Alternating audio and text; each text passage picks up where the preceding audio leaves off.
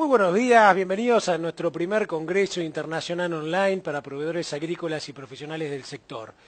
Quiero ante todo agradecer a Juan Carlos Pasano, un gran inventor, un gran emprendedor que siempre está para hacer estas cosas. Y bueno, muchos justamente de los que lo seguimos y lo conocemos hace muchos años, lo acompañamos en estas cosas. Un congreso no menor, porque pensemos que hay gente de distintos países, que lo están viendo de distintos países, e incluso personas que estamos en distintos lugares geográficos. Yo, por ejemplo, en este momento estoy en los estudios de Canal El Agrositio, acá en Buenos Aires, en la zona de Congreso. Lo veía mi amigo Pablo Gallar, que estaba en San Luis, el ingeniero Rolando Meninato, que está desde Indianápolis, y un montón de otras personas invitadas, ¿no? Un hecho no menor porque significa lo internacional de esto y por el otro lado la conectividad, algo de lo cual vamos a hablar. Nuestro título tiene que ver con los desafíos y roles de las instituciones y los profesionales jóvenes de la cadena agroindustrial, ¿no? Un tema no menor porque yo desagregaría esto en instituciones como gran palabra, ¿no? Una palabra clave. Por el otro lado, profesionales jóvenes y la tercera, la cadena agroindustrial. Esto que siempre llamamos el campo y la cadena agroindustrial. Primero algunas ideas que muestran bien esta imagen, ¿no? Esto, por ejemplo, es un grupo que se dedica a capacitación y que surge de jóvenes de los Ateneos de Rosario, jóvenes profesionales, incluso no necesariamente agrónomos, en algunos casos también contadores, licenciados en administración, pero todos con el vector común de venir del agro, de estar preocupados por el agro, por el campo, por la cadena agroindustrial, por todos los que formamos los distintos eslabones. Otro caso concreto. En abril se hizo un congreso de estudiantes, el segundo congreso que se hizo de estudiantes, La Fuerza de las Ideas, un congreso nacional de estudiantes de agronomía, convocó a estudiantes de distintos países. Fíjense, ¿no? La oportunidad argentina en los nuevos escenarios, las buenas prácticas y el desarrollo humano sustentable, el agro, la sociedad, estructura, acción y la fuerza de la información. Las instituciones como clave para el desarrollo estratégico nacional, ¿no? Un congreso donde fuimos muchos de los que somos más grandes a tratar de aportar a esto. Ya dos ejemplos de lo que es los jóvenes y la preocupación por los temas que incluyen a esta gran cadena agroindustrial. Tercero, jóvenes ruralistas que utilizando las nuevas tecnologías se dedicaron a tratar de comprometer a los intendentes en un tema que este año, por lo menos en Argentina, fue crítico, el tema de los caminos rurales. Tuvimos un año con muchísimas lluvias, tuvimos un año donde las napas crecieron enormemente, una campaña muy buena, pero difícil cosechar, difícil sembrar, difícil trasladar la logística ha cerrado más o menos en 105 millones de toneladas. ¿Qué hizo este grupo joven? Actuar. Actuó pacíficamente, fotos, imágenes, interconectando en estas grandes redes, en este gran mundo que es Internet. Acá en Agrositio, por ejemplo, nosotros tenemos un programa específico que se llama Agrodirigencia TV, donde ellos a su vez vienen, cuentan, muestran estas cosas y ellos a su vez las replican en las redes sociales, más allá de poder verlo en la televisión por Internet. Otro caso concreto, un grupo de jóvenes que hacen los ateneístas de la sociedad rural de Salta, arman un congreso. Y ustedes dirán, bueno, ¿qué tiene esto? Bueno, hay que armar un congreso, hay que llevar y trasladar más de 600 jóvenes allá. Y fíjense que está escrito ahí, ¿no? 1 millón de pesos hay que juntar para hacer este congreso. Entonces uno imagínese un sub-25, un sub-30, juntando 1 millón de pesos de gente, ¿no? Porque acá, digamos, no es el Estado pagando la fiesta de los demás, sino es justamente los chicos jóvenes trabajando y haciendo este esfuerzo, ¿no? Estudiando, trabajando. Otro ejemplo concreto, esto ocurrió hace muy poquitos días, fue en el ámbito de APRESID. De recuerdo, APRESID tuvo 4.120 personas.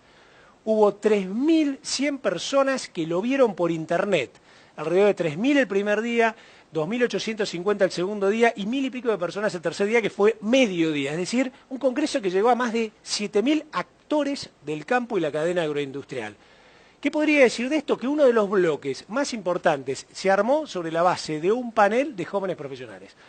Buscar una joven profesional de la Universidad Nacional del Sur, otra Universidad Nacional de Rosario, otra de la Facultad de Ciencias Agrarias de la Universidad Católica Argentina, otra joven profesional de la Universidad Nacional de Buenos Aires, todos trabajando sobre temas que tienen que ver instituciones, valores, la agronomía, nuestras disciplinas, esta visión agroindustrial hacia el futuro. ¿Qué piensan? ¿Qué ven? ¿Cómo se imaginan ellos el 2020, el 2030? Aquello que por ahí los que estamos en el sub-50, sub-40, no lo vemos o tratamos de pelear en esto luchando justamente una batalla de muchos años. Entonces, pensemos que, digamos, en todo esto hay interrelacionado una serie de conceptos que juegan con los jóvenes, con los que de repente no somos tan jóvenes, pero por ahí tenemos la mentalidad para actuar con ellos. Y en medio de todo esto, un poco en este congreso, un poco de reflexión, un poco de ideas y algo de filosofía, ¿por qué no también, ¿no? Imaginando el futuro.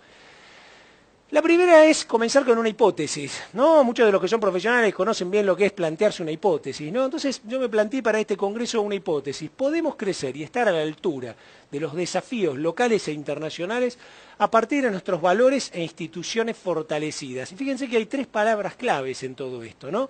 Desafíos, valores e instituciones. Desafíos, valores e instituciones. Palabras de las cuales tradicionalmente no hablamos mucho, no le dedicamos mucho tiempo. ¿Qué quiere decir esto? Bueno, es una manera de construir un puente del 2014 hoy al 2030.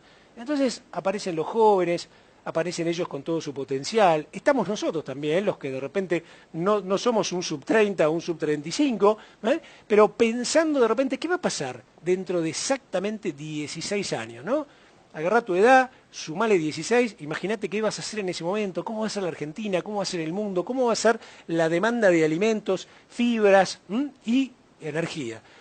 Y entonces surge algo clásico, armemos un FODA, armemos un esquema de fortalezas, oportunidades, debilidades y amenazas. Es decir, tomar las oportunidades y las amenazas que nos presenta de alguna manera el escenario mundial y ver qué fortalezas tenemos como país y qué debilidades tenemos.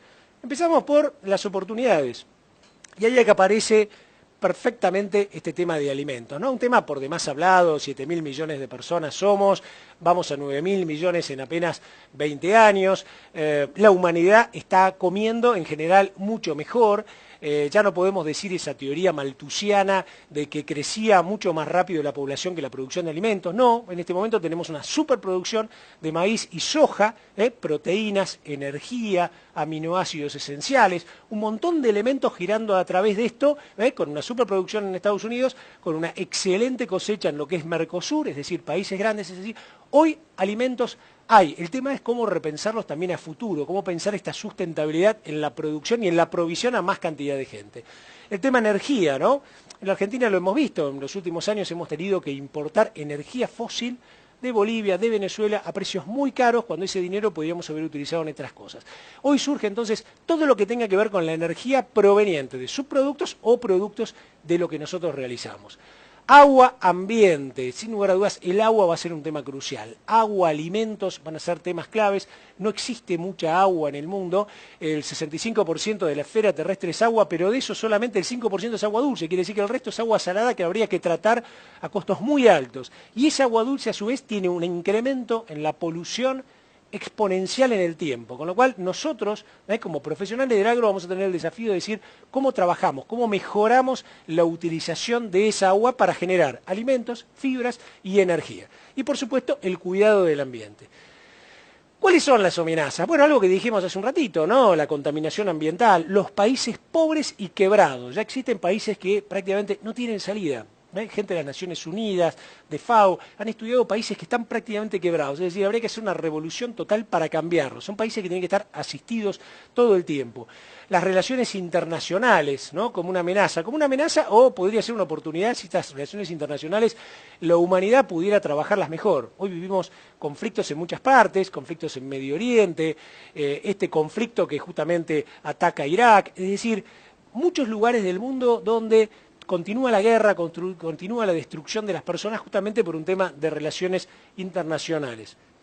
¿Qué fortalezas tenemos nosotros como país? Bueno, esto que yo hablaba al principio, un montón de profesionales conectados, un grupo de gente que a través de un congreso online puede tener la oportunidad de estar en tu casa, en tu computadora, en una laptop, en una tablet, en tu, de repente, teléfono celular, viéndolo en directo, es decir, compartiendo ese conocimiento.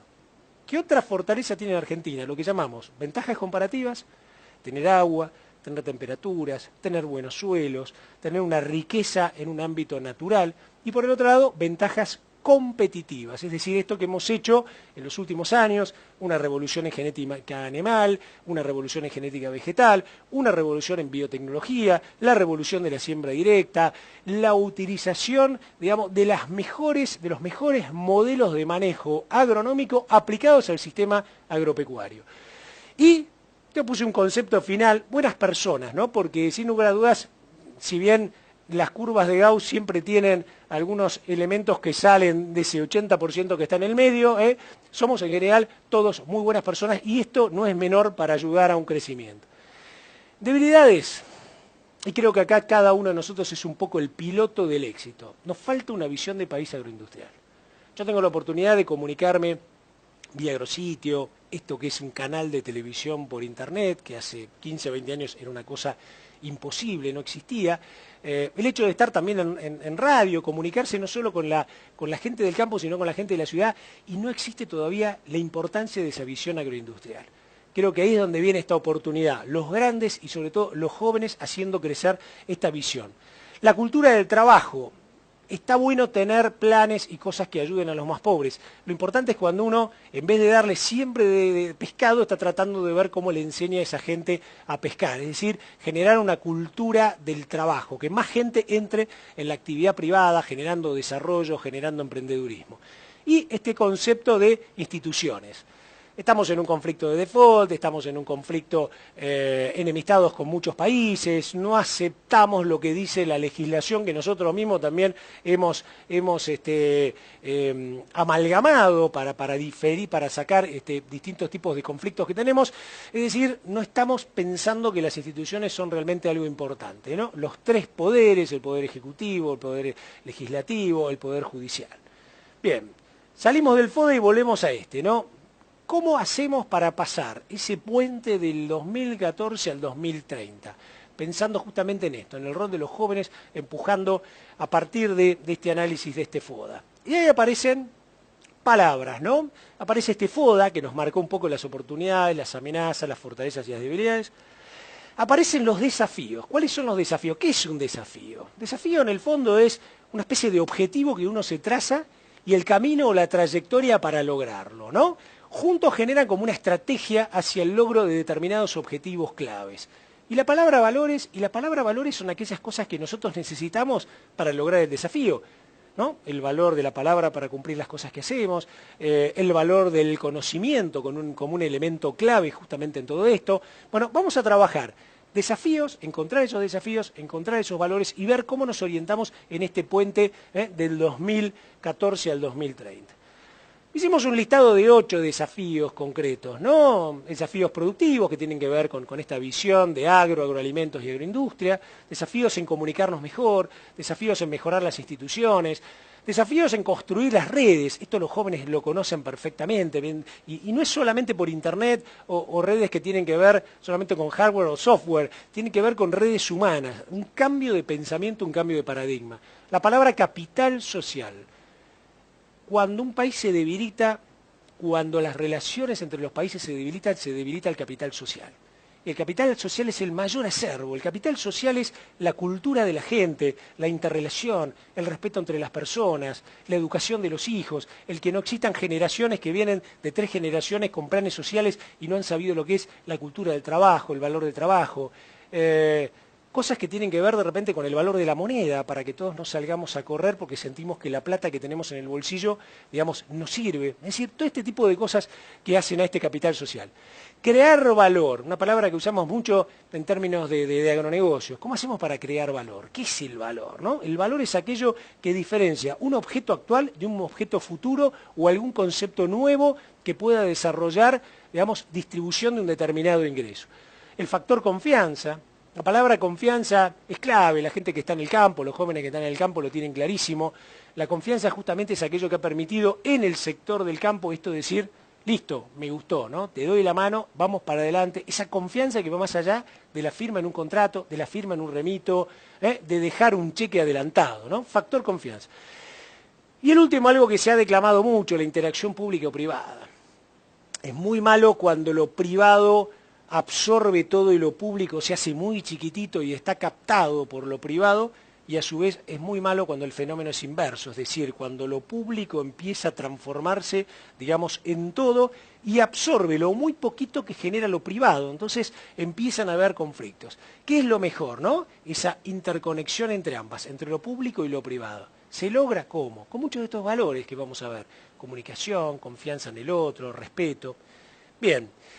Desafíos productivos. Vamos a ver algún desafío productivo, ¿no? Hablamos del agua. Este desafío de decir, la Argentina tiene grandes cantidades de agua, ¿no? Cualquiera de nosotros que ha salido a la ruta lo ve por todos lados. Yo ahora paso, miro un gran lago en el campo y digo, ¿cuánto tendrá de profundidad? Esto tendrá 1 metro en el medio, tendrá las orillas 10 centímetros, calculo, tendrá 20 hectáreas y digo, ¿cuántos hectolitros habrá acá dentro de agua que son un reservorio de la humanidad? ¿Cuánto habrá en el perfil abajo, no? ¿Cuánto tenemos de esto que es un recurso realmente escaso y que a veces no lo vemos, ¿no? No lo vemos hasta cuando prendemos la ducha y tenemos la ducha prendida todo el día. Fíjense una cosa, nosotros hablamos mucho en términos productivos de cómo se producen los alimentos, ¿no? Y aparece la huella hídrica, porque no es que 1 kilo de carne representa 750 gramos de agua, ¿no? O el ser humano que tiene 65-70% de agua. Lo que tiene 1 kilo de carne son 15.000 litros atrás. ¿Cómo es esto? Y un animal para tener 400 kilos a lo mejor tarda cerca de 3 años. Son 3 años por 365 días, son más de 1000 y pico de días consumiendo agua, transpirando, tomando agua, consumiendo para producir 350, 400, 450 kilos de carne, 450 kilos de peso, que después se transforman en parte de este peso en carne, es decir, 1 kilo, 15.000 litros. Y 1 kilo de trigo, 1.500 litros. Y lo interesante es tener en cuenta esto, ¿no? Esto es lo que necesitamos para producir, pero por el otro lado hay 780 millones de personas que no tienen acceso al agua potable, ¿no? Entonces, nosotros producimos esto, hay gente que no tiene, hay gente que 2.500 millones, dijimos que somos 7.000 millones de personas, 2.500 millones en el mundo no tienen servicio de saneamiento. El 30% de la población está en estado de estrés. Entonces ustedes dirán, ¿y cuál es el contraste en esto, no? Que el agua es escasa, que la utilización del agua a algunos les sobra y a otros les falta enormemente, y que en el medio estamos nosotros, tratando de producir alimentos y siendo excelentes administradores del agua. Esto podría ser, si ustedes lo miran, acá hay un montón, acá hay una espiga de maíz, carne, queso, café, porcinos. Esto podría ser un supermercado. Cuando ustedes miran todos los productos en negro, eso es el supermercado. Y del otro lado lo azul, ¿qué es? Y todo lo azul que ven son gotitas, que representan la cantidad de litros de huella hídrica que necesitan. ¿Qué es lo que hacemos nosotros? Justamente en este supermercado somos responsables de generar esos productos que están en negro, pero por el otro lado somos administradores de la tecnología necesaria para generar con la mayor eficiencia esos productos, de la manera, digamos, medioambientalmente más sustentable. ¿Y qué es esto? No solo maximizamos los rendimientos, sino que la humanidad en este momento tiene sobrantes, pero también mucho lo tira. Entonces, fíjense, esto es un análisis de la FAO, dice que hay más o menos 1.300 millones de toneladas de alimentos que se desperdician por año. Recuerden este número, 1.300 millones son, mientras que 870 millones de personas pasan hambre, es decir, esta línea verde que ustedes ven es lo que se produce, la línea amarillita es lo que se desperdicia de un montón de todos estos productos. Entonces, hay un gran desafío que tiene también la humanidad que es, digamos, para nosotros como profesionales del agro, la producción eficiente de todo esto con todos estos recursos, ¿no? Huella hídrica, huella mineral, huella de carbono. Y por el otro lado, ¿cómo hacemos para que el consumo no se desperdicie? Pero dijimos que somos responsables de producir alimentos, producir fibras, producir energía. Y acá aparece otro gran desafío. ¿Qué hacemos nosotros? En realidad, cualquiera de ustedes estudió botánica, fisiología vegetal, alguno que hizo cursos de ecofisiología, yo llegué a la conclusión que en realidad somos grandes pensadores de cómo utilizamos la energía solar a través de láminas, de plantas con distintas arquitecturas que se transformen de repente en alimento directo o en alimento indirecto a través de los pastos para generar de repente producción de carne o producir alimento en forma directa. Ahora, esa energía solar también sirve a través de los residuos ganaderos para generar biomasa, y la biomasa es energía. A través incluso de los residuos humanos, de los residuos industriales y de los residuos agrícolas, forestales y los cultivos energéticos. Entonces, cuando nosotros imaginamos energía, no confundir de repente a lo mejor con biocombustible, cuando decimos bioetanol o decimos,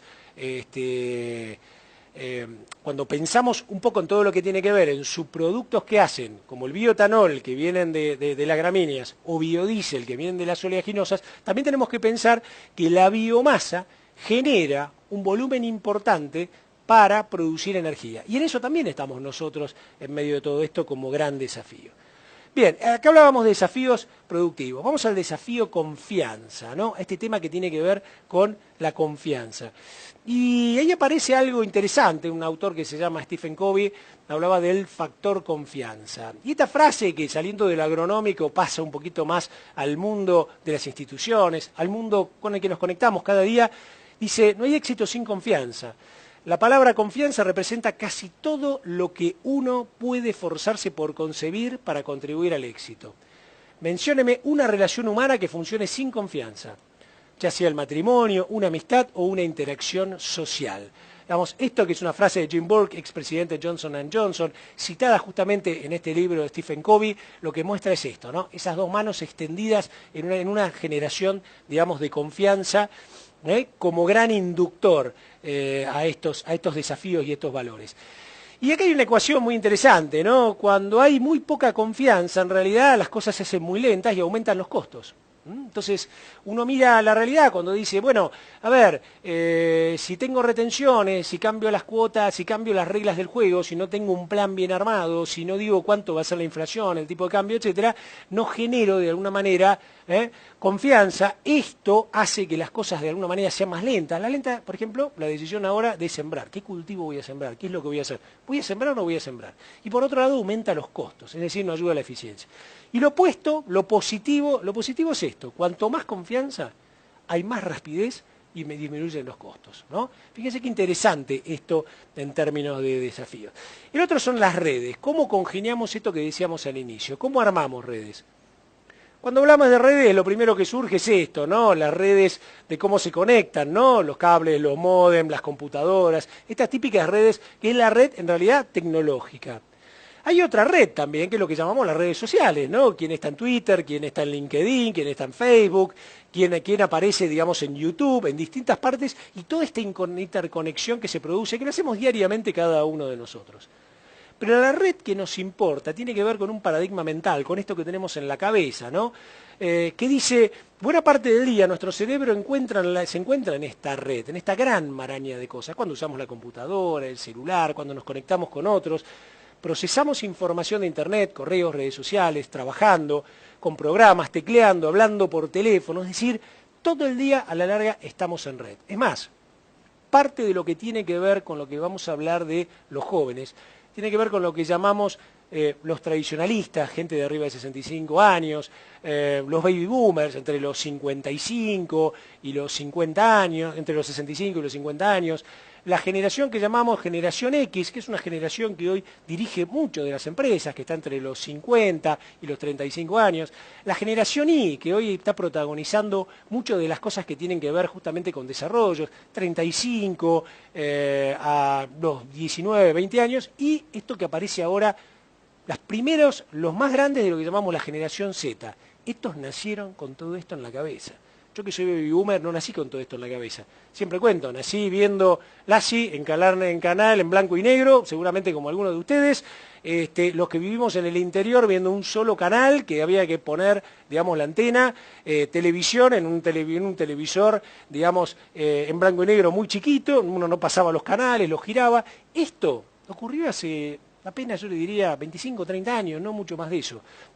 Los que tienen hoy entre 15 y 20 años nacieron con todo, con los principios de Internet, con la conectividad, con los cables, con un volumen de información enorme que les permite prender un televisor y conectarse Wi-Fi a distintos lados, jugar videojuegos con compañeros y competir con 7, 8 chicos como estamos nosotros conectados a través de todo el mundo, o simplemente abrir 180 canales y elegir qué programa tiene, es decir, una lógica de funcionamiento distinto. Dijimos también la oportunidad de la interacción público-privada. Una realidad, cuando miramos hacia adelante, estas manos que se cruzan significan, tenemos que lograr esto de interactuar en forma juntas, es decir, crear políticas que se respeten y crearlas entendiendo los eslabones de la cadena agroindustrial y a su vez entendiendo aquellas organizaciones o aquellas instituciones que están. Y surge de esta palabra justamente el desarrollo rural, ¿no? Cómo logramos la integración desde el campo y la agroindustria, ¿no? Incluyendo la mayor cantidad de actores posibles, ¿no? Y aparece esto, integrar, ¿no? Integrar es una palabra digamos, asociativa, cooperativa, colaborativa, no es exclusiva, no es vos o yo, ¿no? Es una palabra que juega más con los grises, con la unión.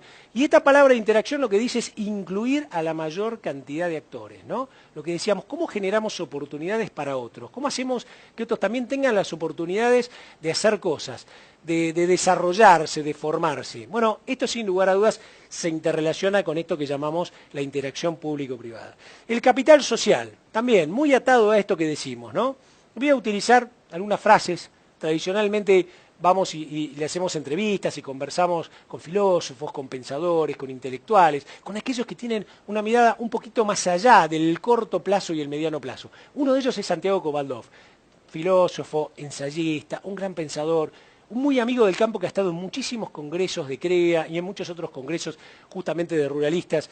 Y algunas frases que yo destaco de alguna de estas intervenciones con él, ¿no? Nos falta más integración, federalismo y afianzamiento institucional, ¿no? Federalismo, qué palabra, el respeto por las 24 provincias, el respeto por sus decisiones, el no pensar desde el unicato, sino pensar desde la distribución de las decisiones y el pensamiento en red de cada uno de ellos, y la palabra institucional.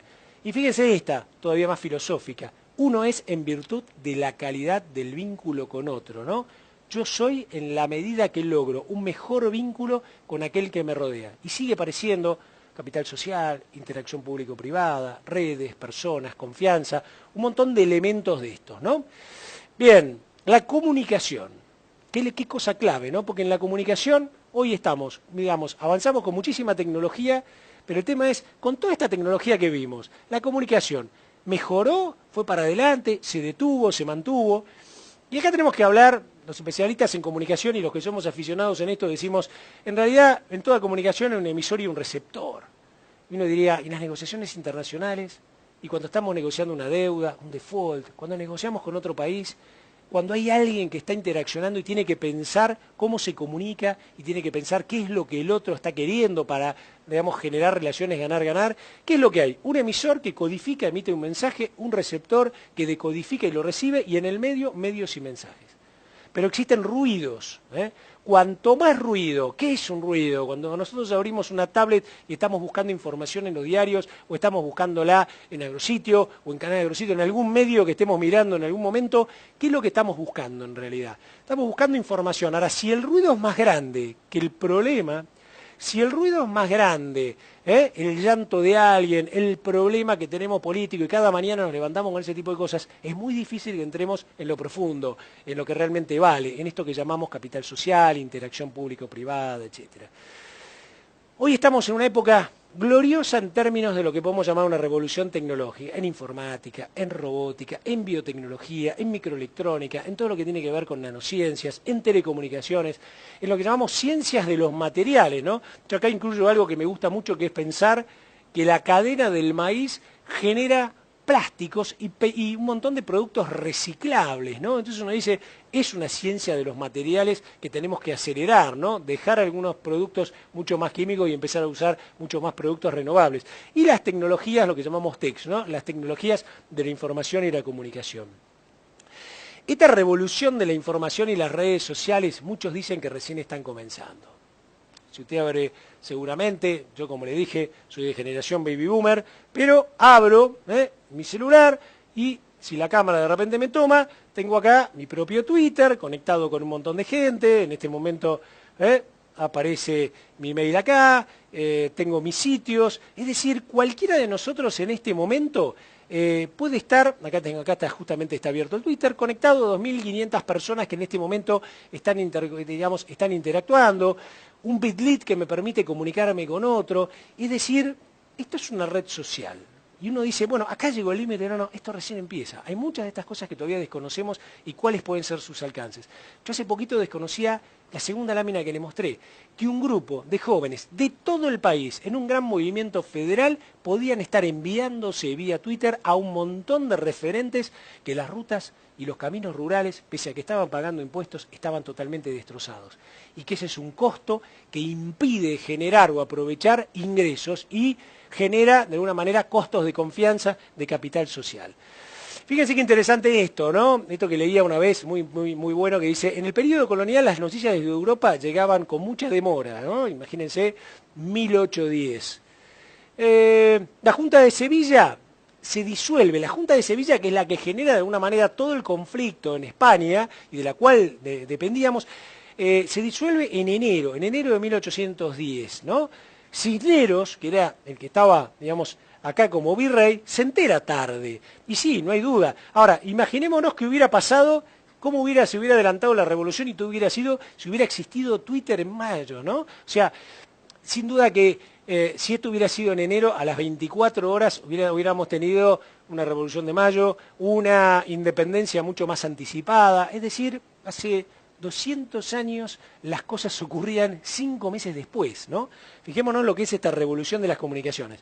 En solo 60 segundos nosotros le generamos millones de cambios en Internet. En solo 60 segundos Google tira más de 1.000.000 de resultados. En solo 60 segundos se publican más de 10.000 imágenes en el sitio Flickr. Se suben más de 1 hora de videos en YouTube. Se envía más de 200.000 millones de correos electrónicos en el mundo. Yo digo este dato y seguramente este dato ya debe ser antiguo. Todo hoy se mira, todo se piensa, todo se puede mejorar. Esto que está acá, algunos lo conocerán, es un Google Analytics. ¿Qué hace esto? Mide, por ejemplo, yo le mencionaba Canal Agrositio, con esto se mide acá cuánta gente entra, qué mira y a qué hora. Por ejemplo, una curva típica es tratar de medir a qué hora está conectada las personas. Y ustedes dicen, ¿y para qué sirve todo esto? Porque uno ya sabe, ya audita qué es lo que la gente más quiere, más necesita, qué es lo que los profesionales más necesitamos para informarnos día a día, cómo logramos comunicarnos mejor. Twitter, ¿no? Facebook, todas estas redes que nos permiten compartir conocimientos. Y la gran pregunta es, ¿cómo creamos valor? ¿Cómo hacemos para crear esta palabra que se llama valor, ¿no? ¿Cómo hacemos para... Ricky Negri de Acrea una vez decía muy bien, cuando trabajamos desde el campo y estamos logrando más rendimientos y estamos aplicando biotecnología, genética de primera, fitosanitarios sustentablemente utilizados, lo que estamos haciendo es agregando valor desde el origen. Y después está cómo yo hago valor agregado, es decir, cómo ese maíz, como yo decía hace un rato, lo transformo a través de las ciencias de los materiales en otro tipo de producto. Y ahí es donde juega también el valor empresario, ¿no? Cómo hacemos para trabajar, ¿no? Desde los talentos. Las empresas tenemos proveedores, tenemos clientes, un sector agropecuario, los profesionales manejamos esto, y un entorno. ¿Y cómo manejamos estos talentos de la gente? Y el entorno, en este ámbito de capital social, tiene que ver con la sociedad, las instituciones, el Estado, las universidades, las ONG. Esto que a veces nos olvidamos nos interconecta para crear valor todos los días, así como les mostraba al principio ese Congreso de los Jóvenes Institucionales. También ayuda a crear valor las instituciones por cadena, ¿no? Esto que aparecen acá, las imágenes de Maizar, de Asagir, de Axoja, de Argentrigo, del IPCBA, un montón de estas asociaciones con múltiples protagonistas. Valores, sin duda que, como decíamos al principio, una de las cosas más importantes en este mundo intercambiante, ¿no? Y este mundo tan rápido, para trabajar sobre esos desafíos que tenemos adelante es qué valores necesitamos las personas. Y ahí aparecen los talentos, las relaciones ganar-ganar, la gestión, la honestidad, el trabajo en equipo, el emprendedurismo y la irrupción de la generación Y. Talento, ya no hace falta solo conocimiento y competencia, ¿no? Hace falta también ese talento, que es la mezcla de ambas cosas en las personas. Esto hablando sobre todo en términos de los jóvenes. Muchos decimos actitud y aptitud. Ser apto para una tarea como agrónomo, como profesional del agro, y por el otro lado, tener la actitud, ¿no? Para poder lograrlo. Relaciones ganar-ganar. Si nosotros pensamos en yo gano, vos perdés, no sirve. Es decir, ¿cómo hacemos para ganar-ganar entre las partes? Un cuadrante donde vos y yo vamos acá, a un pacto en el cual no es que perdemos los dos, ni perdés vos, ni pierdo yo. Ganamos los dos. Relaciones ganar-ganar en términos de valores. El valor del emprendedurismo, una palabra clave y que tiene que ver también con esta interacción público-privado. ¿Cómo hacemos para juntarnos todos individualmente, en grupo, en redes, en muchos de estos valores que decíamos, y cómo hacemos para prender esa lamparita de nuevas ideas, ¿no? Con esta otra palabra que tiene que ver con sentido común, honestidad, tenacidad y pasión por lo que hacemos. Valores, ¿no? Y el título de esta charla tiene que ver con instituciones, entonces institución, institucionalizar, el verbo, ¿no? Y ahí aparece en este verbo la participación y el compromiso. ¿Cómo hacemos nosotros, profesionales jóvenes, para comprometernos en lo que hacemos? Es decir, para estar un paso más allá, como mostrábamos al principio, de hacer nada más que lo que hacemos todos los días. Les muestro un caso que tiene que ver con los profesionales del agro. Este es un caso de valor a través de las instituciones, desde el caso del Consejo de los Profesionales del Agro, Agroalimentos y Agroindustria, el CEPIA. Un espacio de una institución que tenía 70 años, que un grupo de profesionales justamente con todas las ganas y la pasión de cambiar para nuclear toda la cadena, se ocupó, se hizo cargo. Y en esto, lo que se pasó fue justamente del concepto de la ingeniería agronómica a profesionales del agro, agroalimentos y agroindustria, mirándolos desde una integración en cadena, agregando nuevos valores. Fíjense eso que aparece ahí, que este es el sitio, dice sumate, y la mano abierta, ¿no? Como un símbolo que se ha llevado a universidades, a facultades, a charlas a través de todo el país. Crear valor, por ejemplo, a través de capacitación virtual, todo un programa que hace 2 años que se lleva para que cualquier persona, cualquier profesional pueda capturar el valor de otro a través de la capacitación virtual, además de la capacitación presencial.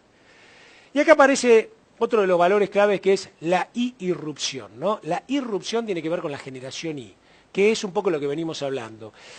La generación, como llamaba yo, los baby boomers, aquellos que están entre los 65 y los 50 años, más acostumbrados, digamos, a una lógica que tenía que ver más plana, más de escribir, más de la lectoescritura, a la generación X, que hoy está entre los 49 y de repente los 35 años, algunos que empezaron a ver algunas tecnologías cuando estaban en la facultad, que tuvieron sus experiencias y que hoy están en puestos claves. La generación Y es la que viene, digamos, irrumpiendo, es aquella que tiene que ver justamente con los jóvenes profesionales, cómo motivarlos. En la Argentina, desde más o menos 2002, hasta yo diría 2009-2010, esto fue una demanda enorme. Esta generación Y se acostumbró a que eran profesionales muy demandados.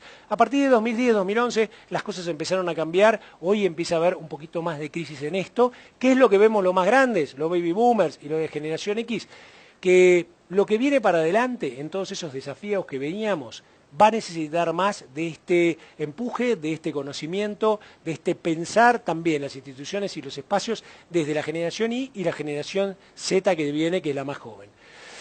¿Qué valores tenían estas generaciones? Los tradicionalistas, más de 65 años, lealtad, respeto, honestidad, sus valores preponderantes. Los baby boomers, la competitividad, el trabajo duro, el optimismo. Yo que estoy más o menos dentro de este grupo de baby boomers, lo siento así. Una generación muy competitiva, siempre queriendo ganar, acostumbrada al trabajo duro. Sé que trabajar 12 horas, 14 horas se trabaja. Algunos de nosotros hemos trabajado en operativos para cargar ferrocarriles 24 horas sin dormir y no era nada extraño. Pero optimismo, el mirar siempre el vaso medio lleno. La generación X más autónoma, con más libertad, con más individualismo. La generación Y, trabajo en equipo, flexibilidad, más conciencia social tal vez que las otras generaciones. ¿Y esto qué tiene? Si uno mezcla todo esto, toma todos estos valores y los pone en una batidora, la realidad es que puede hacer una mezcla muy interesante para aprovechar todo lo que viene. La generación Y es un grupo famoso, dice Andrés Jatomo, un profesor de la Universidad Austral, del IAE, dice, un grupo famoso por sus caprichos y su destreza tecnológica. Esto que yo digo, 35 años para abajo, la irrupción. ¿Qué temas le impactaron? Yo vieron que dije el ASI, la muerte de Kennedy, el hombre llegando a la luna. ¿Qué le impactó a una generación que está entre los 35 y los 19 o 20 años? La caída de las Torres Gemelas, el 11S, la guerra de Irak, la guerra de Afganistán, los escándalos corporativos de las empresas. Y yo lo hablo con muchos alumnos como docente y les digo, ustedes seguramente no se acuerdan de lo que fue la crisis del 2001 y la crecida, sobre todo los alumnos de agronomía o de alimentos, cuando uno le dice agosto del 2002. Yo le digo a usted que es generación X o baby boomer o tradicionalista, agosto del 2002, y está en este sector, sabe que ahí en ese momento se conjugaron los astros. Muy buen viento de cola, una gran demanda de alimentos, precios que aumentan y la Argentina preparado. El boom de la soja, el boom del maíz, el boom de las carnes, el boom de la carne aviar, el boom de todo lo que tiene que ver con el uso de tecnologías y la aplicación de nuestro conocimiento. ¿Qué otras cosas jugaron? Esta generación Y, cuando le hablamos a los jóvenes, tiene que ver con realizar múltiples tareas, amar la tecnología, integrar la vida con el trabajo, tener conciencia social. Cuando vamos entonces pensando en los desafíos y roles de las instituciones y los jóvenes profesionales en esta gran cadena agroindustrial, en estas ideas que le vamos transmitiendo, uno dice, si no pensamos en potenciar esta conciencia social, que justamente usted átela todo lo que venimos hablando, fundamental, integrar la vida y el trabajo, es decir, no como el baby boomer que veía el trabajo, digamos, como su gran foco y por ahí dejaba un poco su vida personal, ¿no? Sino integrar ambas. La tecnología, lo venimos diciendo, ¿no? Hablamos muchísimo del capítulo de esta tecnología que vivimos, y la posibilidad de tener la mente distribuida, que muchos veteranos también la vamos teniendo, esto de hacer 4 o 5, ser multitasking, dicen los americanos, ¿no? Y cerrando esto y llevando un mensaje como para este desafío de instituciones y desafío que tenemos nosotros también como profesionales y los profesionales jóvenes, ¿no? Una frase de Lao Tzu que dice, creando valor a partir de las instituciones, dice, nada en el mundo es tan blando como el agua, para disolver lo duro y lo rígido, nada puede superarla. Lo blando vence a lo duro, lo flexible vence a lo rígido. Todos saben que esto es cierto, pero pocos pueden ponerlo en práctica. Es decir, hay una lógica que tiene que ver en cómo nos comportamos, cómo hacemos realidad esto. Resumiendo, tenemos, digamos, un presente sin lugar a dudas todavía para remar mucho, tenemos por delante el gran desafío de crear más instituciones, de participar, de tener este rol, tenemos el desafío de entender todo lo que tenemos como grandes oportunidades, potenciar esto que tiene que ver con la interacción público-privada y capturar a través de nuestro conocimiento la mayor cantidad de valor posible que pueda ser redistribuido, no por 1 o 4 que tienen un Excel y dictaminan a quién hay que distribuir, no, codistribuido entre todos los actores pensando que cada uno también tiene que agregar valor. No puede haber uno que arrastre la mochila y atrás tenga 25 colgados. Tenemos que pensar que el rol es de todo, cada uno como protagonista. Los que nos recibimos hace algunos años sabemos que las ciencias agrarias, la agronomía, todo lo que tenía que ver con toda esta gran ciencia, era muy difícil, éramos considerados filósofos, ¿no? Éramos como algo más utópico. Nunca vi en los últimos, les diría, 30 años, tantas oportunidades como las que existen hoy para crear valor, tanto para los jóvenes, para los más grandes, y para tratar justamente, como decíamos al principio, brindar en forma sustentable energía, brindar todo lo que tiene que ver con alimentos, fibras, pensando también que esta sustentabilidad nace de ser productiva y económica, nace de ser medioambiental amiga, mente amiga con todo lo que nosotros hacemos y sobre todo socialmente sustentable. Muchísimas gracias por estar con nosotros en este congreso. Cualquier duda, estamos acá para charlarla y conversarla. Nos seguimos viendo.